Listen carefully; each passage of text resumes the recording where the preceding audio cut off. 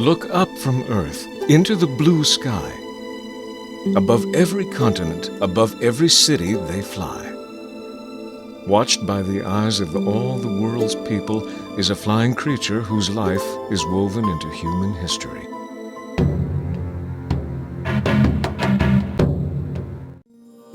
They are pigeons. Among the 9,000 species of birds, they alone have truly changed our lives. To all the world's major religions, they are a symbol of peace. But this is only a small part of their legacy.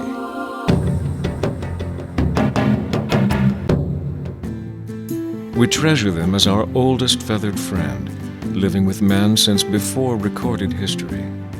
Pigeons descended from ancient birds, but we have selectively bred them into 1,000 varieties of color, feather, and form. They are loved equally by common people and kings, from the Queen of England to the beloved Sun Qingling and the talented Mi Longfeng. They are among the strongest flyers in the animal kingdom, with an innate ability to find their way home with vital messages in peace and in war. The stories of their courage are legendary. Pigeons have carried messages for armies in spite of mortal wounds. Today they compete as athletes, trained to race home from great distances against tens of thousands of competitors. Some fly wild in our greatest cities. Others live as honored guests in palatial breeding houses, where champions beget champions. They are acrobats, bred to perform miraculous aerial maneuvers in flight, or trained to land precisely on their master's call. They serve as couriers and artists, carrying film back for a company from the remote mountains of America, or carrying musical whistles in the skies above Beijing. They have a unique appeal to children, who marvel at their flight to the heavens. Pigeons serve as educators in a tiny school in America, where troubled young people have learned to love and respect this magical flyer.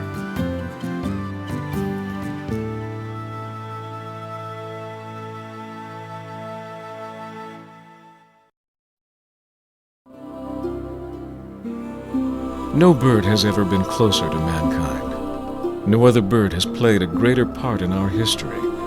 And no bird better symbolizes the wish of all people on earth for peace. These are the stories of pigeons, the flying friend who shares our blue skies. Coming soon from director Jim Jenner and Beijing Television is a 20-part series of stories on the bird of peace, filmed on 5 continents and told in the words of pigeon experts and bird lovers throughout the world.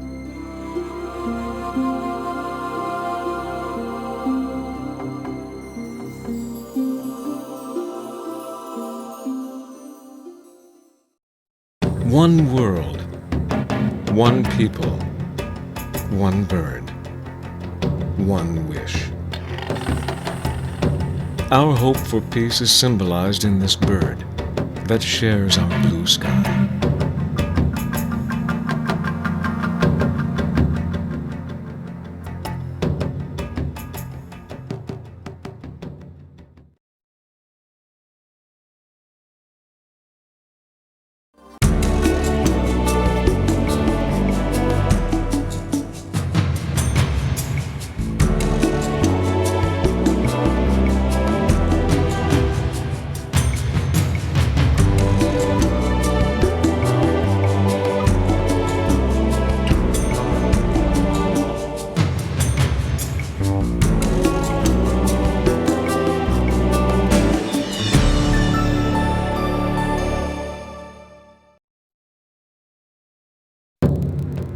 To the Chinese people, it is the symbol of peace.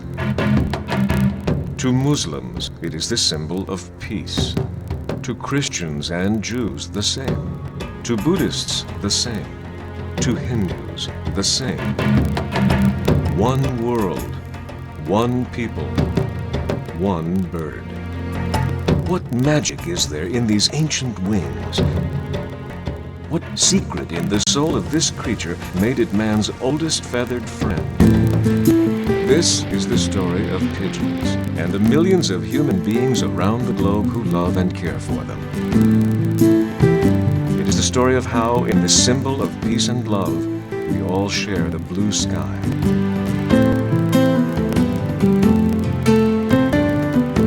Coming this fall from Beijing Television and Pacific Communications, Share the Blue Sky is the most comprehensive documentary ever made on pigeons and doves. Created by an international team of Chinese, American, and European filmmakers, Share the Blue Sky is a fascinating series on the history, life cycle, and legends of the bird of peace. In a period of world turmoil, Share the Blue Sky is a moving and thought-provoking program the entire family will enjoy. One world, one people, one bird, the symbol of peace everlasting, the bird that shares our blue sky.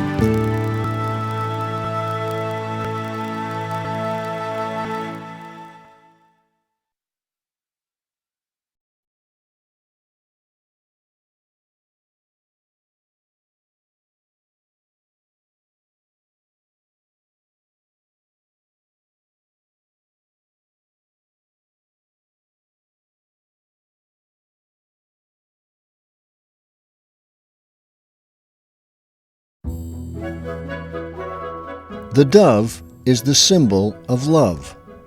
For centuries it has been used to signify the feeling of a man and woman for each other.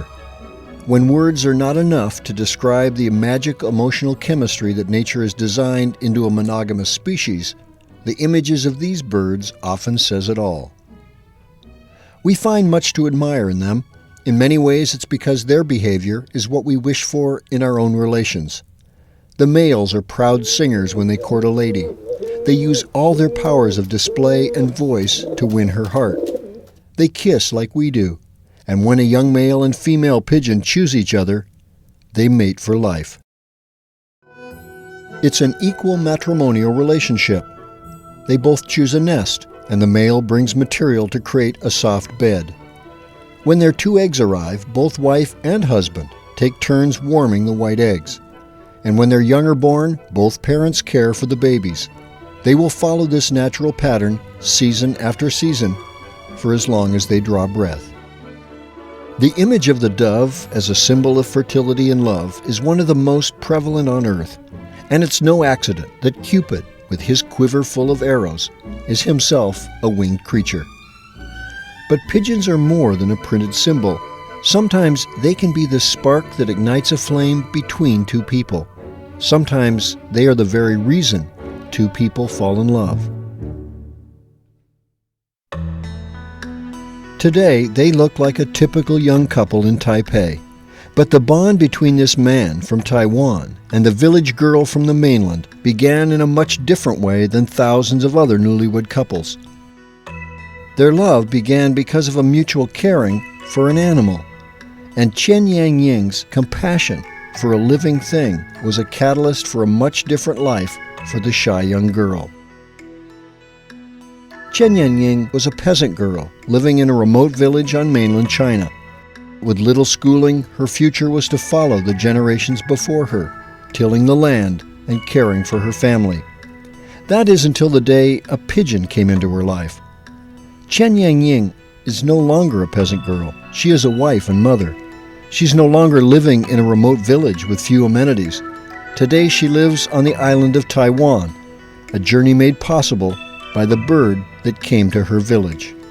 因为我哥哥在沿海打工啊，他朋友抓捡到一只鸽子就给他，我哥哥就把他带回老家，因为我爸爸用递了一个那个小木板钉的鸽舍啊，因为我爸爸很忙啊，就平常我来照顾啊。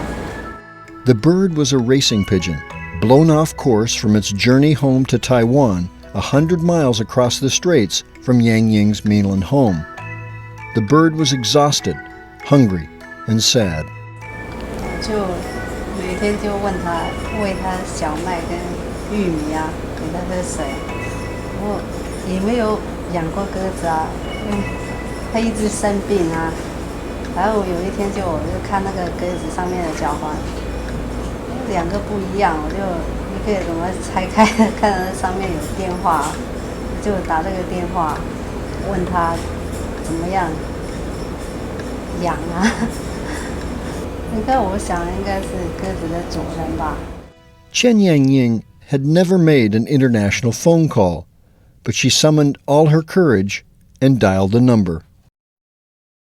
In Taiwan, Lien Zhongring was surprised to get a phone call from someone on the mainland, but he was touched by the voice of the worried young woman. Lien Zhongring is a full-time pigeon man. Birds are his life. Besides his racing pigeons, he runs a pigeon supply store, catering to thousands of hobbyists who make Taiwan one of the hotbeds of pigeon racing on Earth. 那我想说，一般在我的观念里面都是男孩子在养鸽子。那既然有女孩子那么热心的养鸽子，而且这只又是我当初迷失的一只鸽子，于是我想说，好，那我就去跑一趟。我想着说，人家老远跑过来，就顺便带他去我那边好玩的地方去走一走啊，这样子。Unlike strangers who meet but know nothing about each other, Lien Zhongren knew something special about Yang Jing. He could see the love in her heart for a living thing, and he could see how much the bird of peace meant to her. That secret made Yang Jing no stranger to him, and like a bold young male pigeon, he made his move. 然后经过了3天4天以后，我就又回来台湾。回来台湾的时候，我又偶尔有时候会打电话去询问那只鸽子的健康状况啊。就他告诉我说，那只鸽子越来越健康了。后来我们经过1年的这个交往了以后，在2000年的时候，我们就是办理了结婚。到了2002年的时候，我们就生了一个小男孩，长得也蛮可爱的。大家就是很幸福的过一家的生活这样子。The pigeon is finally back home, happy in its box, back with its own mate, and downstairs is another couple, happy in their own nest. 然后因为就是说，我也很热爱这个鸽子，就因为热爱鸽子，就是造成了一个两地遥远的地方的一段的婚姻，啊，然后造成了就是说，有一个蛮幸福的家庭。假如说没有那只鸽子的话，还是说一样就是一个人继续做我的生意啊，好继续玩我的鸽子，就是这样子。可是有了这只鸽子，好像就类似好像一个媒人的牵线一样，啊，牵了2个人，就是说去认识，而后来又结婚，去组成了一个家庭，啊，好像就是一个缘分一样的这样子。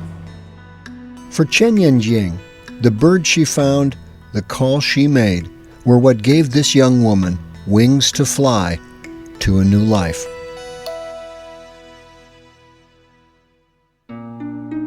In the world of birds, some switch to a different mate each season. Some, like swans, bond for life, and a bird will mourn the death of its spouse and never remate. But the bird of peace is a practical creature. It will remain loyal for as long as its mate lives, but refuse to live a lonely life when it is gone. On the other side of the world lives a couple whose life is far different from the life Yang Jing lived in her remote village on the mainland. This is a farm community too, but it is the countryside in America, the Central Valley of California, one of the richest plots of land on Earth. Chick Brooks is a native Californian. He loves farm country, but chose to be something other than a farmer. Now at 75, Chick has been in business for himself for almost 60 years. In that time, he's become a picture of the self-made American businessman. He owns a chain of restaurants, dozens of establishments throughout California, and even as far away as the Philippines. For a man of his age, Chick is surprisingly active, constantly on the move. And when he is not checking on his business operations, he looks to his hobby to give himself a break from the daily grind of business. For Chick, there's nothing in the world more relaxing than spending time with his racing pigeons. I got my first pigeon, and it was a blue check splash, I'll never forget it, and this was in 1936. that goes back a ways. I got this pigeon. My dad had gave me a jackknife for Christmas. I traded this jackknife for that pigeon. He was all mad at me, but he didn't make me trade back, and that's the way I got started. I've loved pigeons all my life, and I'll have them till the day I die, and that's the way it is. He knows about all there is to know about these creatures. He breeds champion racers from parents that he has raised and imported from throughout the world. In many ways, the pigeon's life describes the life Chick Brooks has lived for many decades. If you put two pigeons together and never break them up, they mate for life. I was married to Sarah Dawn for 49 years plus, and she passed away about 7 years ago now. For Chick, it was a huge change in his world. His lifelong mate was gone. But as a man whose life has been marked by working hard and keeping his eye on the future, he kept up his activities, becoming one of the greatest pigeon racers in North America. Judy's story was one of tragedy and loyalty. A young bride, then young mother, her life was going well with her husband Jerry until a fateful day in the 1970s. We had 2 kids, great life going. He was in construction, made a lot of money, was very, very active, great dad, great husband, loved the pigeons, you know, brought us together in the pigeons, and he fell and broke his neck, and it changed my life and my kids' life and his life. Where many women might fall into self-pity, Judy made the best of her change of fortune. One of the things she decided to do was to help her injured husband with a hobby she had earlier not been enthusiastic about. When I first got involved with pigeons, I thought they were a threat to my marriage because he spent more time with the pigeons than he did with me, and that's a young wife thinking. He taught me about pigeons by sitting in the wheelchair. He was a great teacher.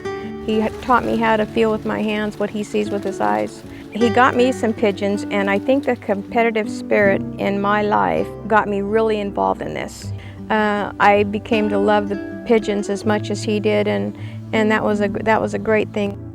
But after 20 years, Jerry's fractured body could go no more. He just couldn't do it anymore, and he went to be with the Lord. I got a job as an office manager and a bookkeeper, and I did that for years. And during this time, I became a California state judge. Both of us are California state judges. She's a very astute pigeon lady.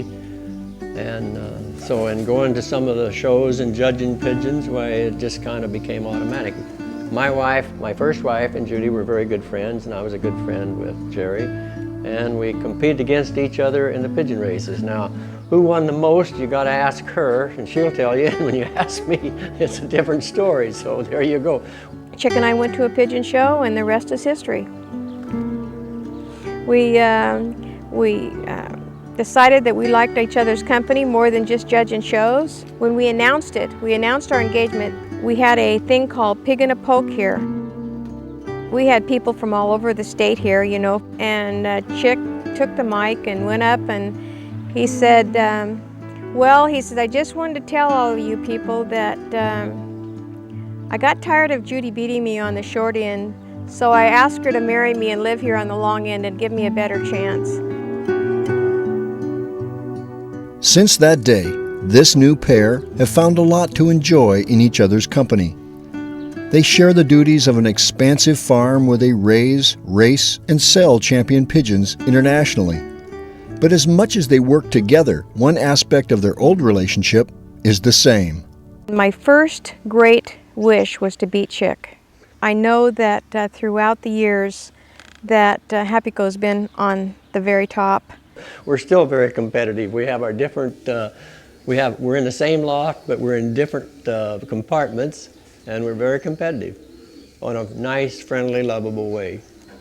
But aside from standing in separate sections on race day, the rest of their time together is devoted to the creatures that brought them together.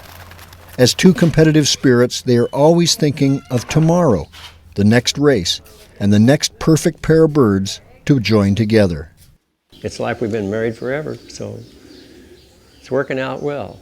I mean, how many guys wake up in the middle of the night, or how many wives wake you up at 2 o'clock in the morning and say, what do you think about mating that old silver cock with that little white hen? And I said, you know what? I think it's 2 o'clock in the morning. Go back to sleep. And that's the kind of relationship we have. The new Brooks pair are past the breeding stage, but they share 2 families and a growing number of grandchildren. And they spend huge amounts of time together worrying about the offspring of others. Happy Co Lofts houses dozens of champion birds, and proper matings are the key to creating successful young for the racecourse of the future.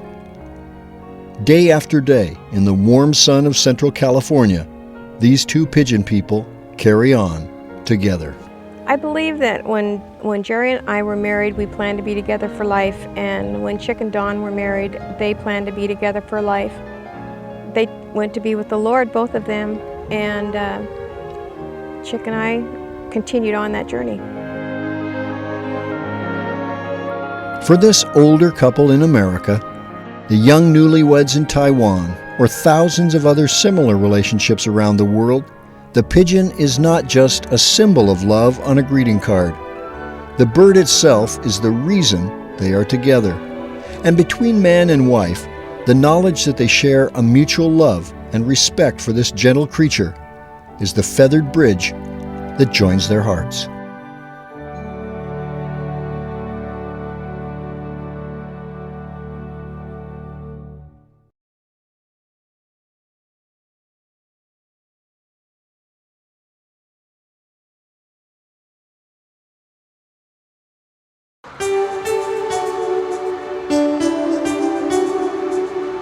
Few cities on Earth have changed as much in the last 50 years as Beijing.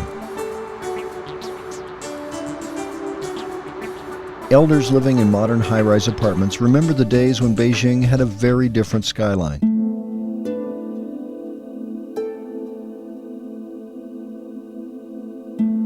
Old photos remind us houses were once 1 or at most 2 stories. Doorways on narrow streets led to courtyards where families spent most of their time. But to house the vast influx of people to the city, there was only one option: building up into the sky, with towering new apartments allowing hundreds of families to live on the amount of land that once housed only a few. The pictures of then and now make the change easy to see. What they don't do is make the change easy to hear. For as much as old Beijing looked different, it sounded different as well.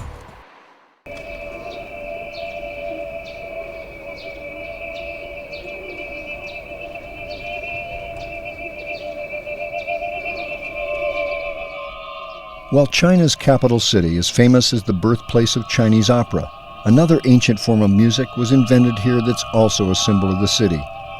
This is sky music.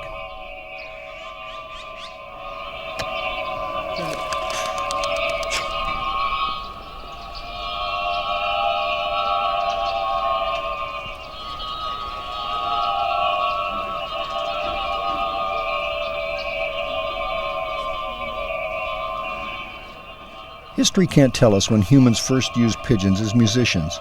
Written records mention pigeon whistles and bells more than 1,000 years ago. Some scholars believe they were originally a tool of war, placed on arrows to terrify the enemy.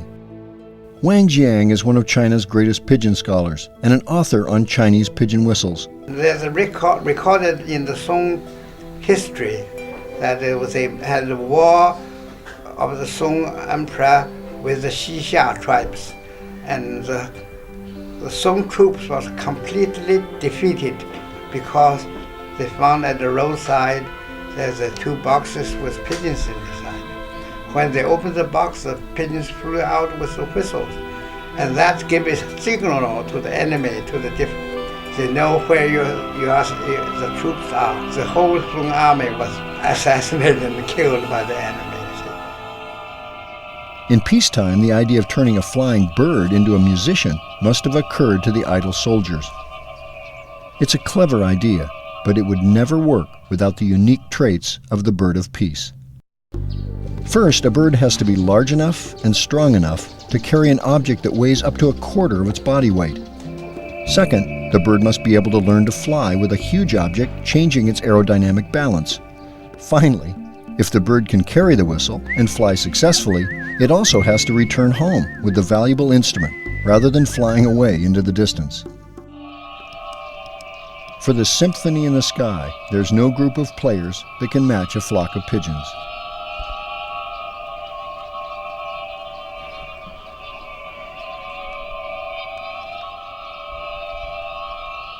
This sound is more and more rare in the capital city, but it brings back fond memories of old Beijing to those who remember the city early in the last century.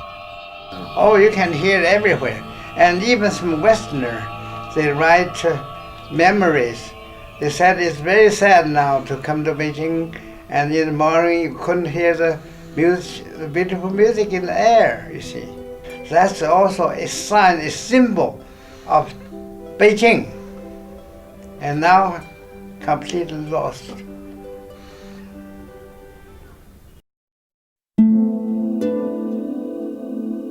Great instruments require superb craftsmen to fashion them from wood and metal. The same properties that go into a valuable violin or flute can be found in the construction of pigeon whistles. A violin sings when a string vibrates over its sound chamber. The tone of the music is directly affected by the size of the airspace, the density of the wood, and the design of the body of the instrument. A flute makes music based on the shape of the air hole and the direction and flow of air through the hole and swirling through the chamber of the instrument.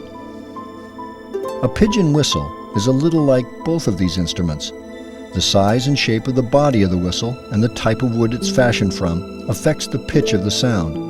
And, like a flute, the overall sound is governed by the size and number of openings through which air passes while the pigeon flies.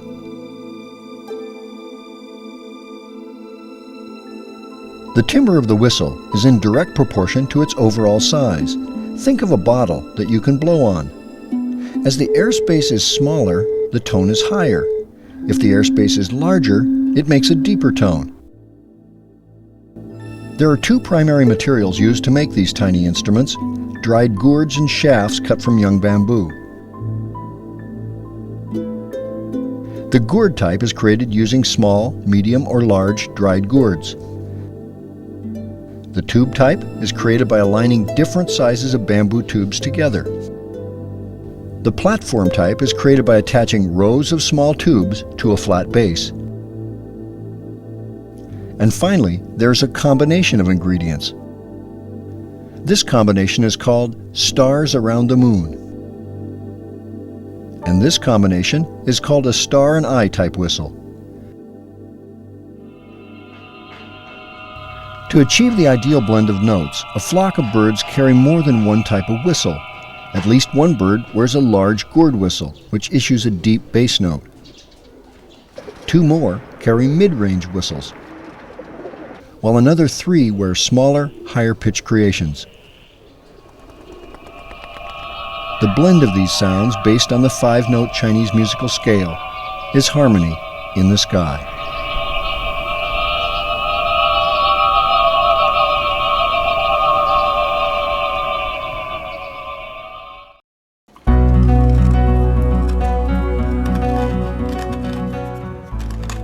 The methods of creating these whistles have not changed for hundreds of years. Yen Chiang is a Beijing whistle craftsman who, along with his 4 brothers, learned the art of making whistles from his grandfather. The process of making a gourd whistle begins with the selection of a piece with the right size and shape. A large hole is then cut in the gourd and the interior hollowed out.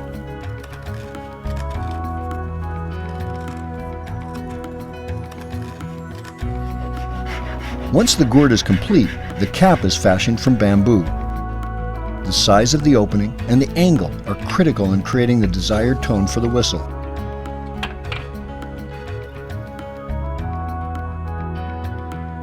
Once he's satisfied with the main cap, additional sub-whistles are often added. These are made from small pieces of reed or bamboo.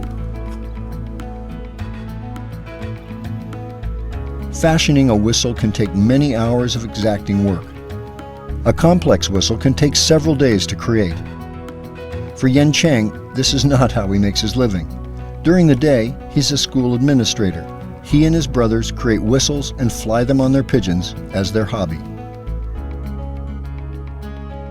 Once the main body and sub-whistles are finished, the surface of the instrument is painted. And finally, when he's satisfied, the artist signs his name on the work. 3 of the Yen brothers work to make instruments to add to the family's collection. Yang Yonggai makes both gourd and tube whistles. Yang Yonglu is the artist of the group.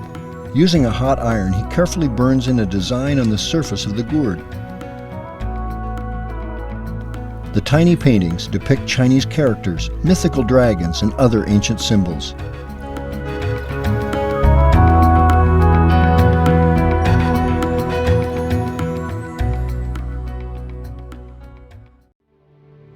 In his book on Chinese pigeon whistles, Wang Jiang remembers the master artisans he knew in old Beijing. The whistles are very different too. The pigeons, the whistle made by famous artists, it's very expensive, very rare. And there are about 8 famous artists. And now very few people can really do decent whistles. His book shows the logos of the most famous men who crafted whistles in the 19th and early 20th century. A photo from almost 50 years ago shows the young scholar with 3 famous artisans. Wu Zitong on the lower left and Wang Jiang on the upper right. The artist Wang recognizes as the greatest of his lifetime is Tao Zuowen, pictured here in his 80s. Tao's whistles were of the highest quality and often sold for double the price of those of other artisans. While a uniquely Chinese invention, whistles from Beijing gradually made their way around the world over the last 100 years. Even the U.S. Army Pigeon Corps used Chinese whistles. These illustrations from a 1920s U.S. Army manual show soldiers the proper way to attach a whistle to a pigeon. Using a needle and thread, the 2 center tail feathers are joined at the base of the bird's tail. Into this space, the tang, or base of the whistle, is inserted and a metal ring is slipped through a tiny hole at the tip of the tang. This holds the whistle firmly on the bird, but makes it easy to remove the ring and whistle.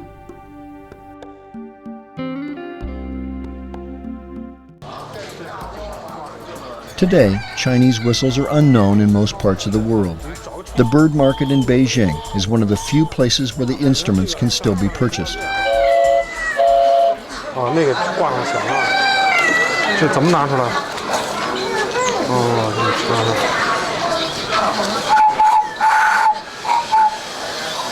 这多少钱啊？这个20。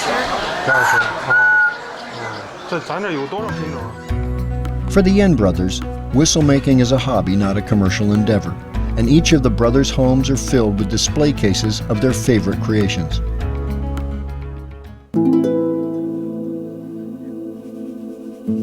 But while a musical instrument may be nice to look at, its true worth can only be discovered when it's put in the hands of a musician. Only then can the magic combination of materials and craftsmanship be heard as sky music. This is where the 2 remaining Yen brothers step in, for they are not whistle makers, but orchestra conductors who carefully choose the musician and his instrument to create the symphony in the sky. As they develop different types of whistles, the Yens perform basic testing with a small flock of pigeons they keep in one of the brothers' 11th floor apartment. It's ironic that from this apartment comes the ancient sound that once was the signature morning music of old Beijing, before high-rise buildings changed the skyline.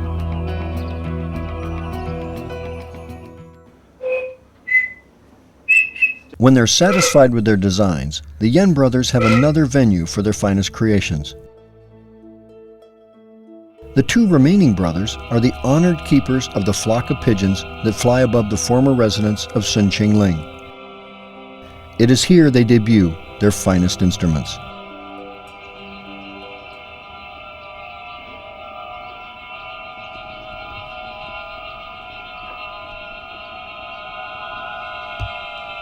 Music is a universal language. Life forms and the habitat, the hobbies of keeping them is a universal language. But to combine the two, the pigeon lover with the sound of their pigeon whistles, I love to hear that. While the cooing voices of pigeons have always calmed and comforted human beings throughout the world, the sound of pigeon whistles means something to people old enough to remember old Beijing and the music of the instruments carried by the bird of peace. Much like the ancient archers, who may have put down their weapons in peacetime and first placed tiny whistles on their pigeons, the gentle, wavering symphony emanating from a flock of birds over the trees of Beijing was a sound of peace and good time to those who remember it. On the ground, these pigeons are singers, making the beautiful songs human beings find so soothing. In the air, they are even more, carrying the unique Chinese instruments that make them musicians with wings, creating the dawn symphony of ancient Beijing, music in the sky.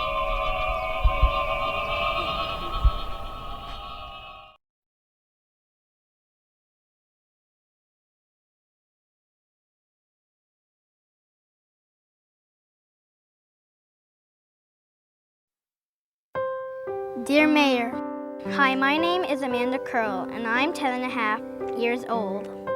I was wondering if you are not busy. Could you please consider looking at my complaint?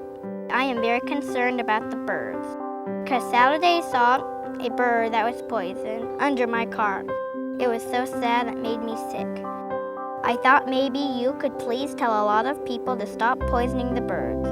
Just think, maybe they'll start poisoning other animals like deer, rabbit, or bear. So please write back and tell me how it's going. Your friend, Amanda Curl. The words of a child to a public official asking help to solve a problem. What Amanda in Phoenix, Arizona saw was a wild pigeon that had been poisoned. She knew what to do. Across the street lives a man who cares about how wild pigeons are treated. Cares so much that for the last 10 years, he's made it his full-time job to alert people about the mistreatment of the bird of peace. You have to wonder when an impressionable young child sees a poisoned bird or a bird with an arrow through its chest, what does that do to that child? Basically what the Urban Wildlife Society does is present the credible information to anyone who wants it. Hopefully, this will prevent these kind of abuses from happening out of ignorance, out of stupidity, and out of just plain carelessness. And that started a 13-year odyssey that doesn't look like it's ever going to end. Dave Roth is a rare individual. In the last 50 years, the public attitudes about pigeons in the West have taken a dramatic turn for the worse. The problem is relatively simple to understand. The solutions are not. Pigeons seem to bring out the best and the worst in people. One thing I've discovered is that there's a whole industry devoted to killing pigeons. And this is an industry that's based upon death, lies, and making a buck. They see pigeons as an endless source of income. These descendants of the rock dove are victims of their own success. They live in a wide variety of climates. They adapt quickly to nesting in buildings that resemble the rocky cliffs of their ancestors. And they have few natural enemies, as hawks and falcon numbers have declined dramatically over the last half-century. Pigeons have grown in numbers, particularly over the last 2 or 3 decades, certainly in the Western world, with the proliferation of cheaper foods, fast food, etc. As a result, we have so-called or certainly perceived problems with pigeon occupancy. And those problems in the main are people problems, not pigeon problems. An established population is almost impossible to eliminate, and whenever they find a ready source of food, survivors can quickly breed replacements for those that are killed. Finally, Western city dwellers may see the bird as a nuisance, but they would never think of them as a food source. In poorer countries in Asia and Latin America, Pigeon populations are often kept down by people who catch the birds, not as pets, but to take home as a meal. But in cities like London and Paris, flocks of feral pigeons have become quite large. For decades, people have enjoyed feeding these birds in the park. But several decades ago, public perceptions of pigeons began to change. So often we hear pigeons referred to as rats with wings. This was something that Woody Allen coined in his movie Stardust Memories 22 years ago. Public perception of the pigeon has done a nosedive in the last 50 years because of wonderful propaganda on the part of the pest control industry, which is a multi-million dollar industry worldwide, and has reduced our perception of the birds to being a disease carrier and nothing more. Any animal that lives in large groups in an urban area can create problems for society. The droppings from hundreds and thousands of birds can be a dirty mess, and its nitrogen content can erode stone and metal, damaging the surfaces of statues. But there's a big difference between a messy creature and one perceived as a threat to public health. As bird populations increased, local governments began to take increasingly strong action. A calculated move by the multi-billion-dollar pest control industry convinced public officials the birds represented a serious threat to public health. You know, almost invariably, when checking with the local or state health departments, they report that nobody has ever gotten sick from a pigeon. Cities in North America and Europe sent out hunters to shoot pigeons. Birds were trapped and killed. And in the United States, the idea of poisoning the birds became popular until the public saw the results of these methods.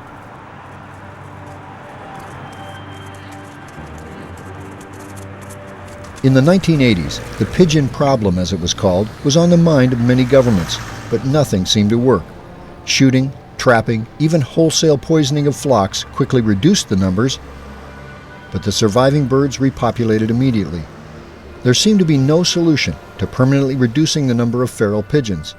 The pest control industry enjoyed a constant flow of business. Now people are beginning to understand that we've been culling for decades, in fact hundreds of years, and yet we still have just as many, if not more, pigeons than we had before we started. So we need a different solution. The ancient Swiss city of Bâle was one of the towns wrestling with a growing pigeon population. City officials were concerned that bird droppings were harming historic buildings and monuments. Bâle tried killing the birds off and put a marksman on the city payroll to regularly shoot the birds off rooftops. But, of course, the population never declined. In desperation, the city turned to a young scientist named Daniel Hogwalker-Nagel. His mission was to study the problem and recommend a solution. What the young man discovered was that the answer was not in how to deal with the pigeons, it was how to deal with human beings. Man hat sie einfach abgeschossen und ich habe bald einmal gesehen, dass eben das Töten von Tauben überhaupt keinen Effekt hat. Also man kann die Taubenbestände über die Nahrungsmenge regulieren. Und das war unsere Idee, dass wir das versuchen wollten in den Städten. What Daniel's research showed was that the key to controlling the pigeon population was simple. The problem was too much food, mostly supplied by well-meaning pigeon feeders. So the city created zones where pigeon feeding was permitted, but restricted it elsewhere. An aggressive information campaign helped educate the population, and public feeding declined. Und dieses Taubenfüttern ist natürlich nicht böse gemeint, aber das Taubenfüttern ist Ursache eben für die Probleme, die die Tauben haben und eben auch wir Menschen mit den Tauben. Daniel also conceived of the idea of creating nesting places for the birds, such as in the attic of an old church, to keep the pigeons from nesting elsewhere. He and his team designed systems to catch the birds in these boxes. Sie werden alle 14 Tage etwa geputzt und hier findet auch eine sanfte Bevölkerungsregulation statt, könnte man sagen. Also die Eier werden regelmäßig entfernt, sodass diese Schwärme eben kontrolliert klein bleiben. The Swiss experiment received little attention for many years. Unlike radical measures like poisoning, which have an immediate impact on the number of birds, Daniel's idea took time to prove itself, but eventually the results of Hogwalker-Nagel's methods were too startling to ignore. Und über den Effekt haben wir dann innerhalb von 4 Jahren eine Reduktion des Basler Taubenbestandes von über 50% erreicht. Von etwa 25.000 Tauben haben wir heute vielleicht 5.000 bis 8.000 Tauben hier in Basel. Daniel's concept is now being tried in a number of cities, such as in Germany and in England. A British organization called PICAS works to educate local citizens and governments about the humane ways to control feral pigeon populations, and has also created feeding areas and nesting sites that look much like the ancient dovecotes these birds' ancestors came from. But although experiments like balls appear to work in humanely reducing flock sizes, the residue of the anti-pigeon propaganda is still causing problems for the birds throughout the world. In London's Trafalgar Square, a huge flock of pigeons were fed by the public each day, with seed purchased from a small stand. In an attempt to discourage the birds, the mayor of London recently decreed no more grain could be sold. What the mayor didn't anticipate was the public outcry when they realized the action would lead to the starvation of thousands of birds. In the United States, some of the most radical anti-pigeon measures are still at work. Pest control companies are still willing to poison the birds. Es ist so, dass die Taube natürlich keineswegs gefährlicher ist als Krankheitsüberträgerin als andere wildlebende Tiere. The results are sad to witness, as the birds often take days to die. This is the spectacle that moved Amanda Curl to write to the mayor of her city. Ever since he's been a mayor and he's got all those documents to sign and letters to write back, he's probably forgotten what people are doing to pigeons. For one thing, they don't do any harm to people. And it seems like people like to do things to them because I think they think it's funny to see them struggle. Though they might be rare, many cities include people who are dedicated to helping injured wild birds. And that includes pigeons as well. It's important that they are strong enough that they can survive out there, and that is the duty of the rehabber, is to make sure that they have a fighting chance out in the wild. If every parent would let a child raise a couple of pigeons from babies on up, I think that would teach them to be a gentle person. We need more people that don't want to kill. We need more people that want to help. It would be nice if more governments were aware of what the streets of Basel, Switzerland look like today. There are still pigeons, but they are no longer a nuisance. And the team at Basel University have moved on to new research projects on feral pigeons. Working with a graduate student, Eva Rose, Daniel is trying to determine the daily behavior of the Basel pigeons to provide a greater understanding of where they go within the city, and how flocks in different neighborhoods interact with their environment. Using a new technology called GPS, they can now precisely track the daily movements of feral birds. This information becomes important because an analysis of the bird's blood and feathers can reveal varying levels of toxic substances. This makes the city pigeon an incredibly cheap environmental monitoring device, and has already led to identifying areas of the city where pollution levels are high but undetected. Many people see great danger in how human beings treat the living things around them. There's an obvious impact on a child like Amanda, seeing a bird mistreated. And the people who know well of government's war against these wings see danger in how society treats these city birds. Mahatma Gandhi said that the greatness of a nation and its moral progress can be judged by the way it treats its animals. And you know, there's a correlation. There's a strong scientific correlation between animal abuse and violence in society. This is the legacy that we're building by abusing pigeons. It's ironic that we once revered these birds as symbols of fertility. For as long as humans have lived in cities, there have been pigeons around them. And until the pest control industry decided to profit at the expense of pigeons, public attitudes about the birds were normally favorable. With the success of a simple idea in Switzerland, there is hope that the long war against the birds by the Western world may be headed for a truce. And there may be a day when people can again see these big birds living near them and not see a problem. When we do lose touch with nature, that's when we start killing ourselves, basically. Because when we destroy our environment, when we destroy the creatures around us, we destroy parts of ourselves. Children have a positive view of animals and birds, and I know that when I do lectures and talks, children are receptive and responsive to birds. Interestingly, for some reason there seems to be a magnetism with pigeons that isn't there with other birds. I just like pigeons because they don't do any harm to other people, so I guess that's what I wish other people would do to each other. Live in harmony like the birds. Someday, instead of looking up to the sky and seeing what some have called a rat with wings, people will again see what ancient people saw in these creatures. A symbol of love and fertility, a neighbor in our cities, the bird of peace.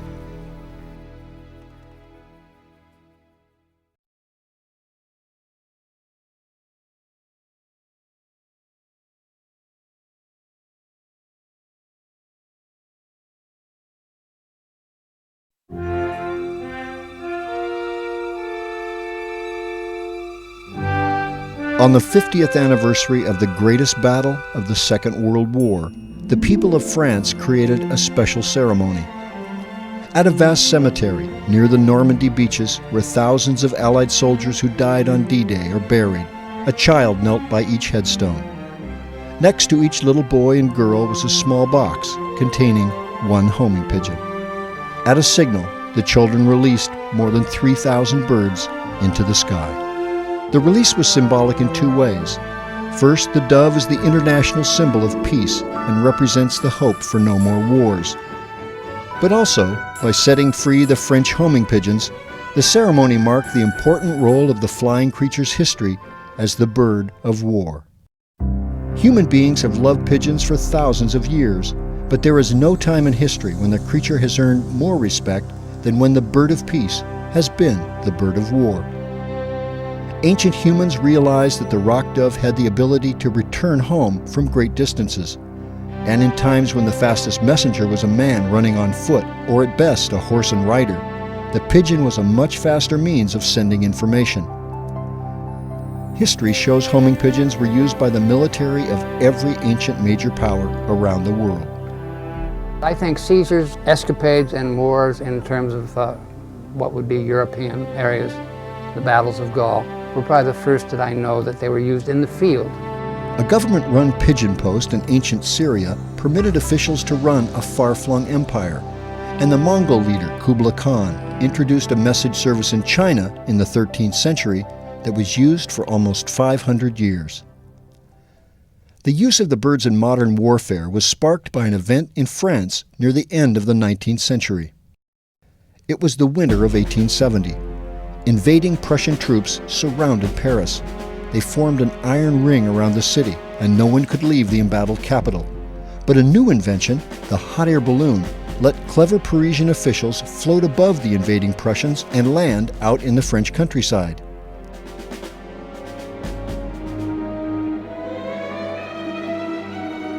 What caught the world's attention was that part of the balloon's cargo were homing pigeons from the fanciers' lofts in Paris.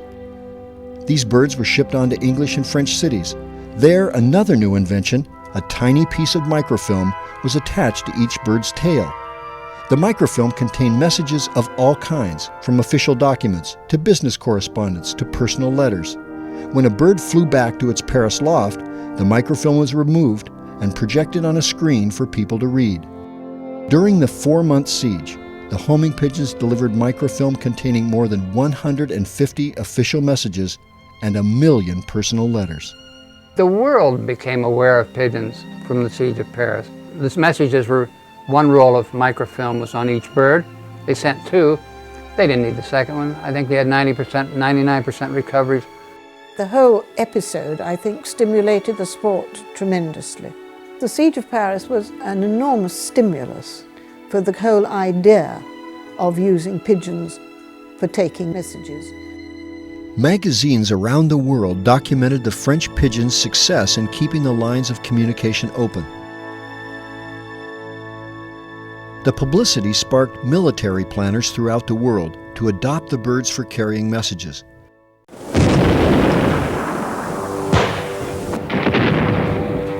By the start of the First World War, the military drew birds from the ranks of racing pigeons in each country and made them a standard communication tool. World War I involved thousands of birds used by both sides. In those days of primitive radio communication, they were especially useful. The soldiers who cared for the birds had usually kept racing pigeons in civilian life and were skilled at raising and training the young birds to carry information. Breeding pairs were kept in large lofts far from the front. Here the handlers raised the babies that would be used for carrying messages. The young pigeons were transferred to mobile lofts where they quickly learned to fly. They were gradually trained to return from longer and longer distances. Then their home was moved and they learned to reorient themselves to the new location, often within just a few days. The pigeons that were going in to start their messengering service, they would be about 6 weeks old when they'd start their training to carry messages. And by the time they were 3 months old, they were probably ready for combat service. Conditions in the First World War were often terrible for the birds as well as the soldiers. At the front, they often waited days in wet, rat-infested trenches, and they needed to be protected from frequent gas attacks.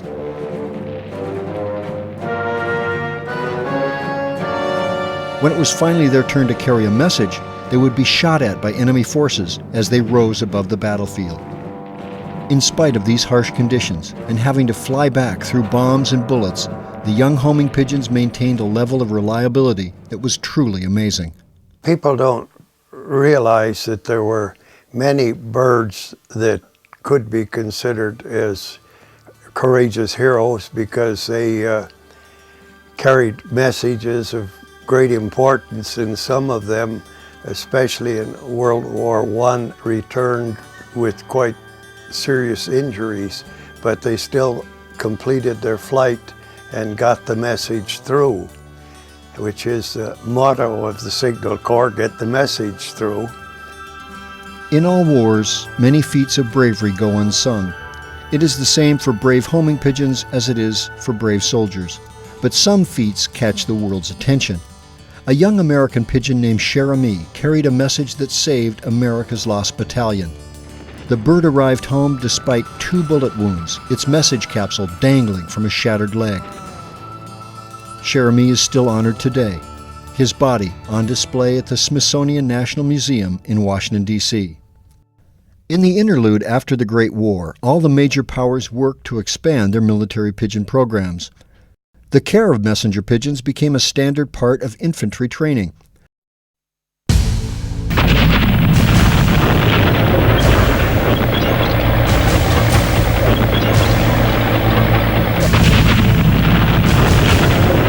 Pigeons were used by both sides in World War II and performed well in every type of environment, from the deserts of North Africa to the jungles of Burma. They carried messages from frontline troops and from spies behind enemy lines. Wherever they served, the birds earned respect as flying soldiers. Most of the Army commanders had a lot of respect for pigeon communication, including General Patton. The birds served at critical moments in major battles. It was my understanding that the first message that was sent of the invasion, of the forces landing in Normandy, was sent by pigeon.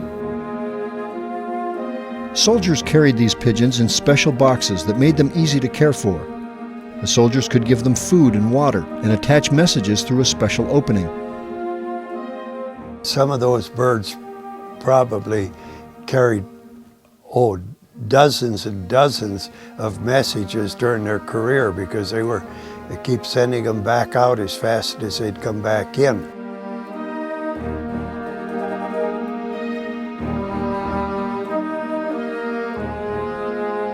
British pigeons accompanied airplanes on reconnaissance patrols. Many a downed airman was rescued when a pigeon carried news of their crash location back to headquarters. Great Britain also dropped English birds in parachutes over the French countryside. Each bird carried a note asking French citizens to write about the German operations in their area and let the bird carry the information back. The pigeons were also dropped by invading troops. This carrier would be dropped to an area so that any troops there could communicate back to headquarters. They was basically for isolated troops, and it was very valuable. Homing pigeons were especially valuable for reconnaissance patrols that needed to send messages or maps of enemy positions but could not use radio for fear of giving away their position. Throughout World War II, the pigeon services maintained a remarkable delivery rate. 98% of the messages sent by pigeon got through. This was partly because of a clever method of sending each message.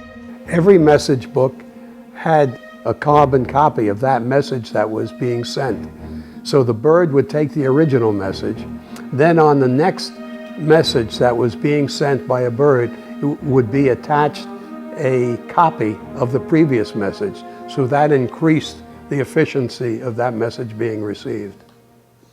And it was very successful that way.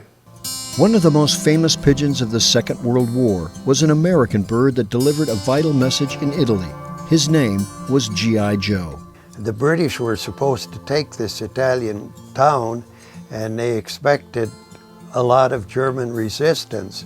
So before the town, before they were to enter, we were supposed to bomb it, give it a good thorough bombing.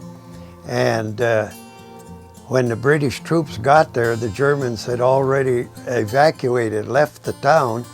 They had American pigeons with them, and they sent this message with G.I. Joe back that they had entered the town, and this pigeon got back just in time before the bombers took off to bomb the town, and they called off the bombing. And so that's why the British believed that that message saved 1,000 British soldiers, and that's why they decorated G.I. Joe with the Dickens Medal.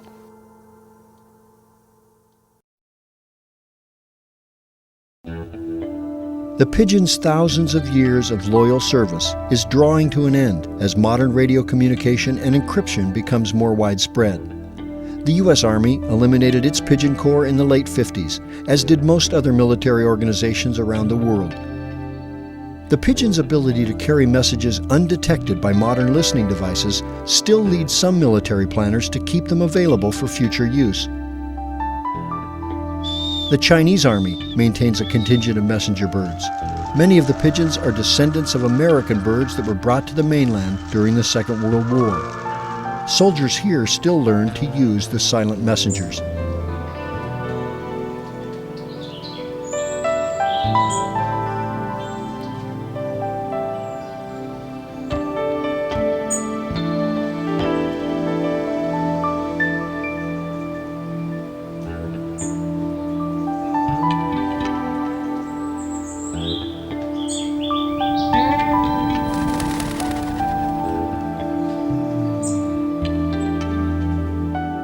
Chinese Army trainers have become experts at working with the tame pigeons.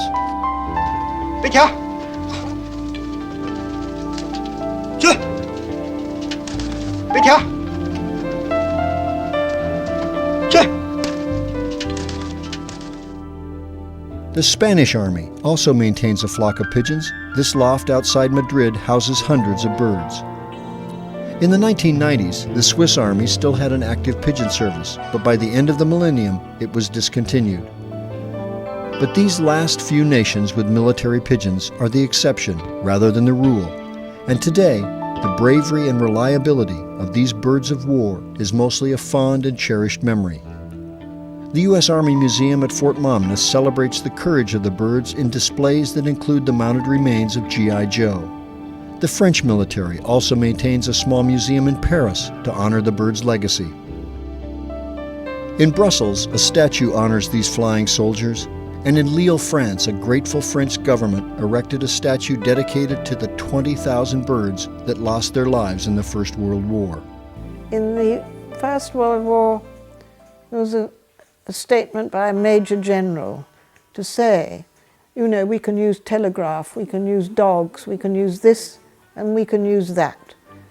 But the pigeons, above all, are the best and they've never let us down, which is quite a tribute, really. The ceremony at Normandy conveys the world's respect for these ancient messengers. The pigeon never played the role of a combatant. Not a single one went to war to harm another living thing. They were only there to quietly and loyally serve as friends of humans and to fly through a hail of bullets, poisonous gas, and exploding shells to find their way home, again and again without fail. This was the bird of war, the loyal friend we also know as the bird of peace.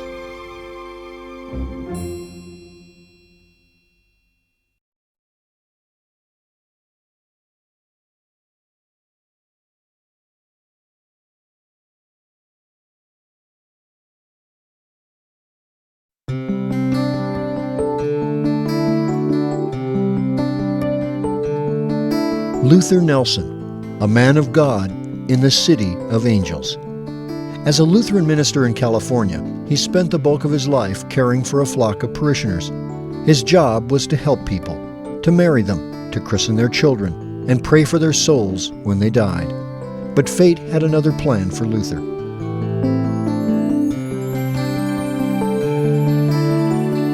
Dennis Sanders, an English commoner, about to meet his queen.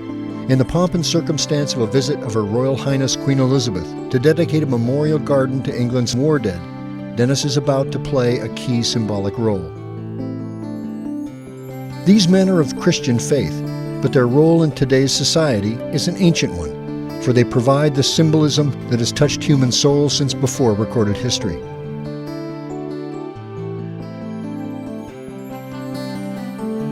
These men live worlds apart, but each has a new mission in life, tied to the wings of the bird of peace.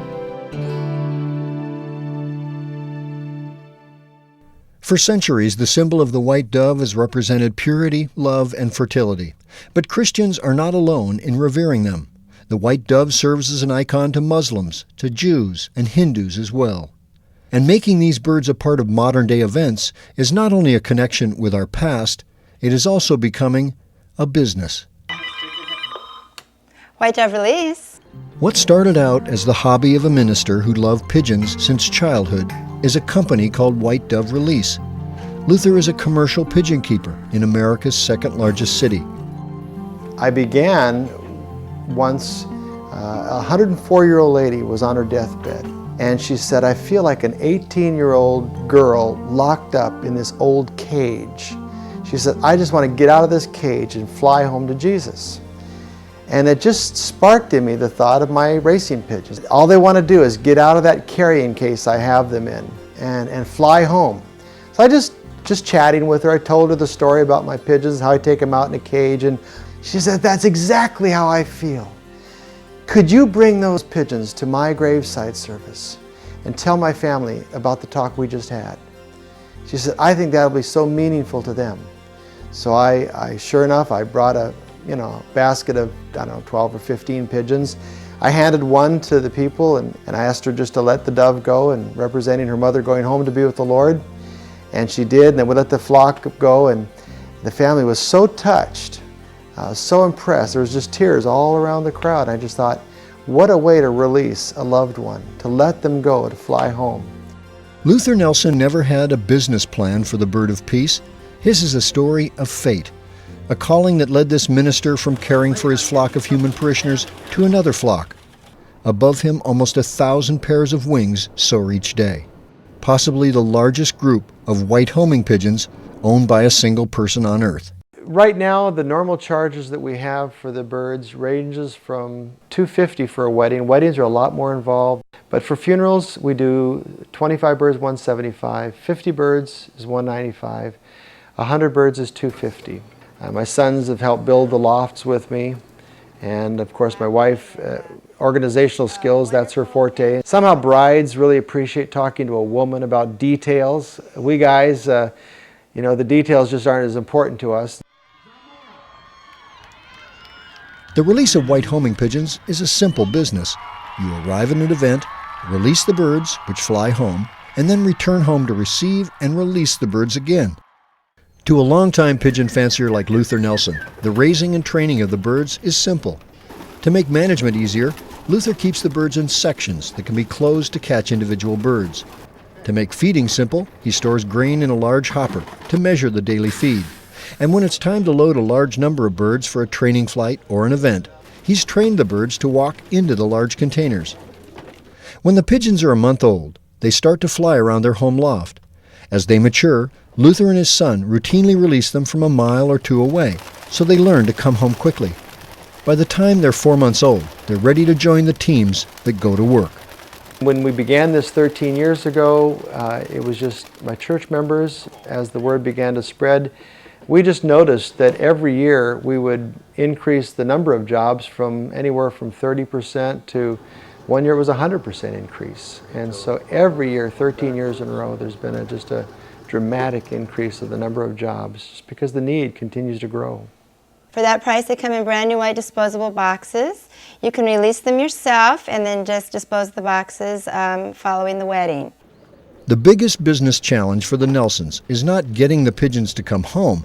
It's getting the pigeons to the events on time across the sprawling city of Los Angeles, fighting some of the worst traffic in the United States. There are just too many days a year where the birds have to do 2 jobs a day. They don't mind it. It's not overtaxing on them. It's overtaxing on me.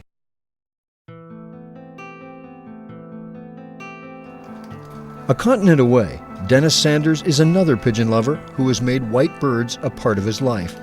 But for this Englishman, these symbolic releases are not as much a profession as they are a promise. Dennis vowed to begin exhibiting these birds when he was lying in a hospital bed, recovering from an almost fatal heart attack. And I thought to myself, what have I done with my life? Not much. If I get over this heart attack, what I intend to do is something good for others. Prior to my heart attack, I could have died and no one knew who Dennis Sanders was. For Dennis, the white birds are a hobby, and over the years he's become the person called on to perform at many national events. The birds may not have brought him fortune, but they have certainly brought him fame. I have been called the Robin Hood of the sport because I do charge for weddings and I never charge for funerals or going to schools or doing special liberations. To commemorate the 50th year of Queen Elizabeth's reign, Her Majesty was asked to dedicate a local war memorial. For Dennis, it was a nervous and special moment. Not only would he supervise the release, he was also able to present the Queen with a pair of his white birds to add to her own flock of homing pigeons.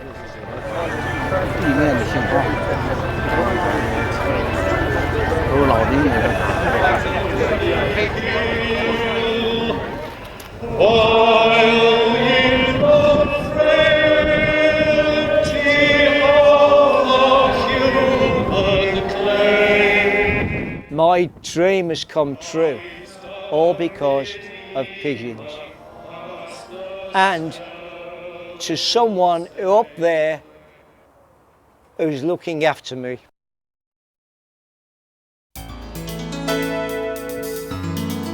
For Germans, the birds are an important symbol as well. Here, pigeon fancier Manfred Schatz and his wife Frieda maintain a small flock of white pigeons and enjoy letting them go at local weddings on the weekends. Weiße Tauben auf Hochzeiten ist ein uralter Brauch in Deutschland mit sehr, sehr langer Tradition. Und symbolisch sollen die Tauben die Brautleute des Brautpaar begleiten. Das ist wunderschön. The white dove can be found in ancient paintings, but ceremonial releases of white birds is a modern phenomena. The reason is a matter of genetics. The family Columbidae, pigeons and doves, includes hundreds of varieties. This tiny white dove's ancestors were gray birds. Humans bred them until they produced a pure white specimen. But there's one small problem. This is a caged bird, a pet. Released in the wild, it doesn't know how to survive. When a ceremony calls for a white dove to be released, people sometimes look to any white dove to fill the role, and this misconception can have humorous or tragic consequences. An Easter prayer by His Eminence Pope Paul ended with the release of white doves, but the pontiff himself became the landing site for a frightened bird that didn't know it was supposed to fly away. The opening of the 1988 Olympic Games in Seoul, Korea included white doves that also didn't know how to fly away. The result was seen live by millions of horrified viewers around the world who saw confused birds fly into the Olympic flame. The people who chose these birds didn't understand that there are white doves, and then there are white doves. And in the world of birds, there's only one creature equal to the task of being a symbol of God's messenger on earth. Homing pigeons have an innate ability to leave the ground, circle to find their bearings, and then head home from hundreds of miles away. The only problem was their natural color. They're called columbolivia, meaning a dove with the color of lead. The classic gray and black birds weren't very symbolic, but in the 1950s they were selectively bred until birds were produced with pure white feathers. One of America's greatest entrepreneurs, Walt Disney, first used the birds for releases at Disneyland in Los Angeles. Later, an even bigger flock of birds were put to work at Disney World in Florida, managed for many years by expert pigeon handler Don Brumfield. The birds eagerly loaded themselves into shipping baskets, and millions of visitors saw them fly during shows and the evening lowering of the flag. Brumfield's retirement in 2002 and the growing problem of wild hawks catching the birds led the company to end its once famous pigeon program. By the 1990s, the popularity of white dove releases exploded in many parts of the world, caused in large part by the televised images of the birds at funerals of famous people, like the American music star Aaliyah, or the memorial for students killed at the Columbine Massacre in Colorado. The sight of a flying white dove still moves us as in ancient times. The white birds are always a crowd pleaser.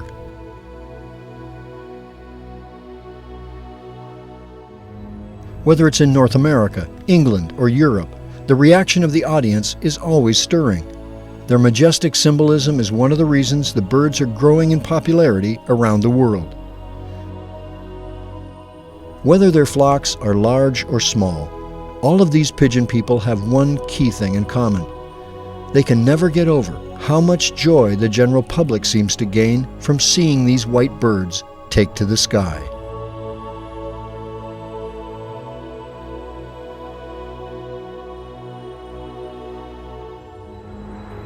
I've been asked to liberate birds at funerals, and when the bird is liberated, it's like as if it's the person within the bird flying up to heaven. 1,000 people were at the graveside. 32-year-old, well-loved woman. The husband came up to me afterwards. He said, "Luther, you'll never know what happened when I let that bird go. Just something happened in me and I was able to let her go to be with the Lord."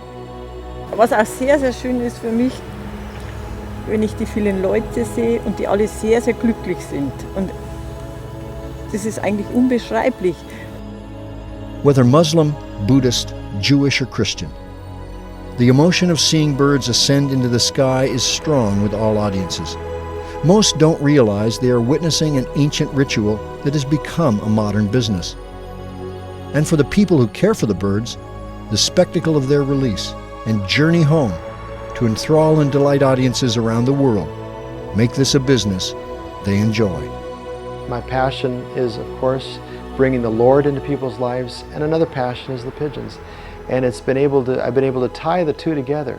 It's been a real way to get my message, my Christian message, out to the world, as well as my love and passion for pigeons.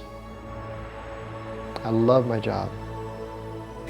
Manche Braut, die weint, der Bräutigam, der weiß nicht, was auf ihn zukommt, die Kinder, es ist einfach unbeschreiblich schön.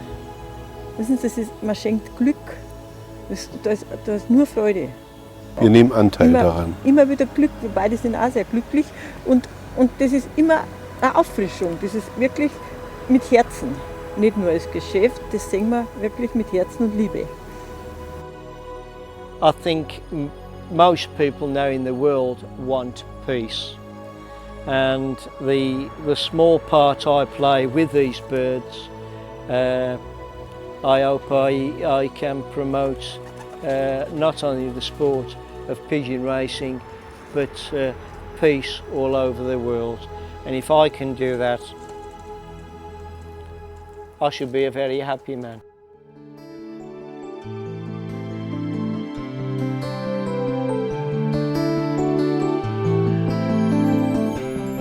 The white rock dove, the living icon of the bird of peace.